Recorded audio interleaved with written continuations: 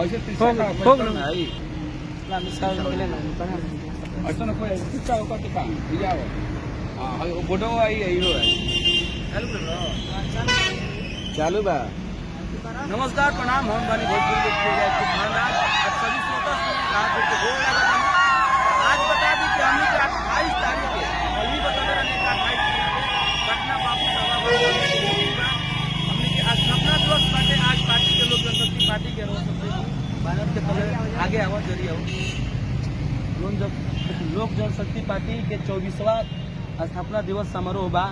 हमने के बड़ भैया विकास पासवान जी छात्र संघ के माने युवा के जिला अध्यक्ष बानी यहाँ के, और हमने के पूरा टीम एकदम निकल गुल बिया पटना में। सबके देखा दो